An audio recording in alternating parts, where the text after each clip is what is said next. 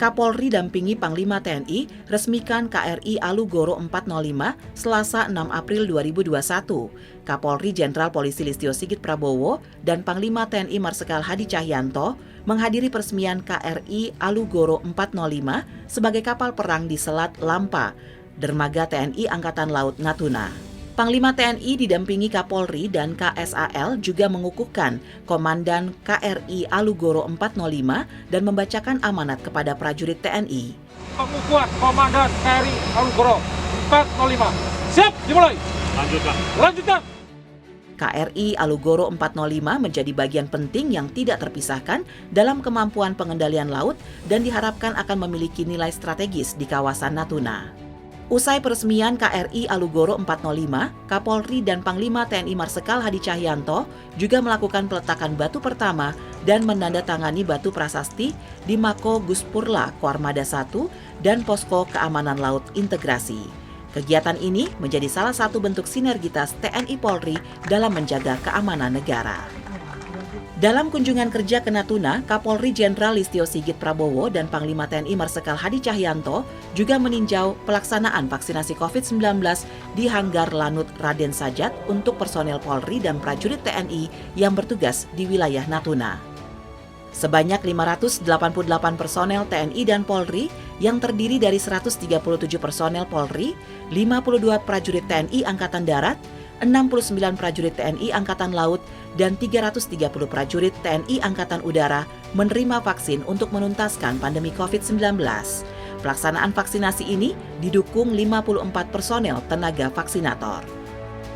Pelaksanaan vaksinasi kepada prajurit TNI dan personel Polri bertujuan untuk mendukung program pemerintah dalam percepatan pelaksanaan vaksinasi COVID-19 dan untuk mempercepat terbentuknya kekebalan kelompok sehingga Indonesia bisa segera terbebas dari COVID-19.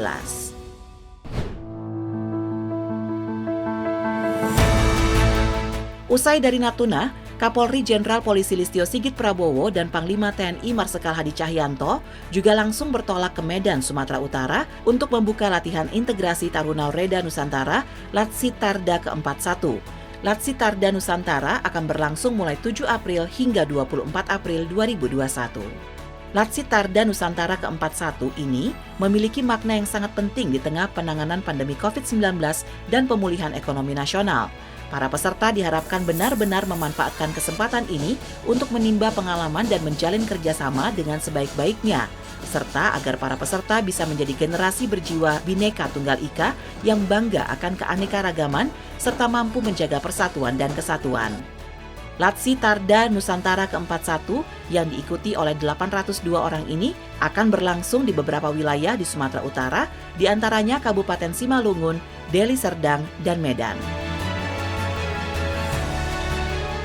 Kunjungan Kapolri Jenderal Polisi Listio Sigit Prabowo berlanjut dengan meninjau pelaksanaan vaksinasi COVID-19 dengan layanan tanpa turun atau drive-thru di Lanut Suwondo, Medan, Sumatera Utara. Didampingi Panglima TNI Marsikal Hadi Cahyanto, Kapolri Jenderal Polisi Listio mengapresiasi pelaksanaan vaksinasi drive-thru ini berjalan lancar. Dengan kecepatan satu hari 1.000 pendaftar yang bisa dilayani, dan menambahkan beberapa titik lokasi. Hari ini sudah mencapai 6 lokasi. Saya yakin bahwa program vaksinasi massal dalam rangka membentuk herd immunity di wilayah Kota Medan dan Medan secara umum, saya yakin bisa terlaksana dengan baik. Sementara itu, Panglima TNI terus mengingatkan masyarakat agar usai divaksin, masyarakat tetap mematuhi protokol kesehatan. Saya ingin berpesan bahwa kepada seluruh masyarakat, walaupun kita sudah divaksin, namun kita semua harus tetap menggunakan masker.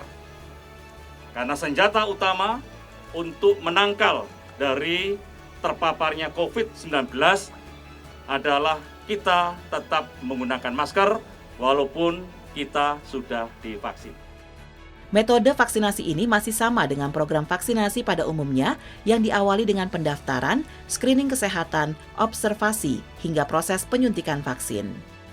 Program vaksinasi tersebut diharapkan dapat turut andil dalam mensukseskan vaksinasi nasional yang ditargetkan hingga April 2022.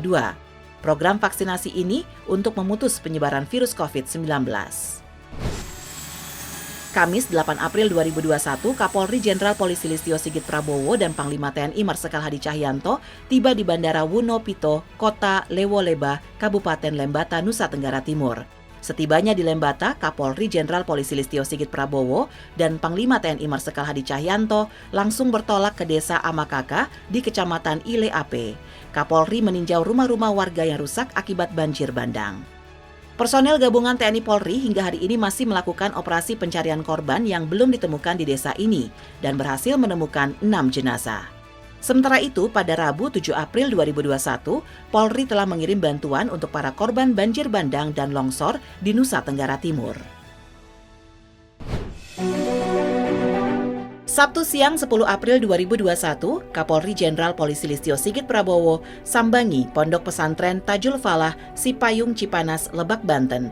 Tidak hanya berniat silaturahmi dengan pengurus dan pimpinan pondok pesantren, Kapolri yang didampingi oleh Kapolda Banten, Irjen Rudi Herianto Adi Nugroho, beserta tokoh masyarakat dan tokoh agama Lebak juga meresmikan gedung baru di wilayah pondok pesantren tersebut.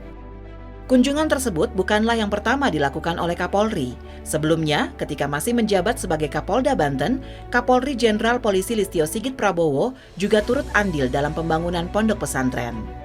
Kapolri menyatakan takjub akan konsep pondok pesantren Tajul Falah yang berdiri sejak tahun 1940 yang mengangkat tema Salafi. Berbeda dengan pondok pesantren yang modern, tema Salafi diangkat karena masih mengusung cara lama dalam mengurus pondok pesantren. Kapolri menambahkan, walau mengambil tema Salafi, dirinya yakin bahwa pondok pesantren Tajul Falah tetap akan dapat bersaing dengan lembaga pendidikan lainnya. Pesantren Tajul Falah ini dapat memberikan warna, khususnya dalam kaitan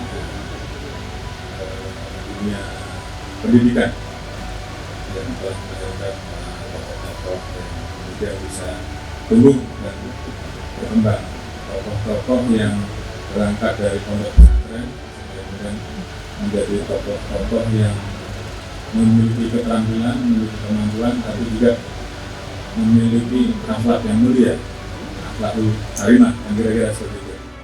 Kapolri Jenderal Polisi Listio Sigit Prabowo yakin SDM unggul yang dihasilkan oleh pondok pesantren akan sanggup menandingi SDM luar negeri dan akan mengangkat posisi Indonesia di mata dunia.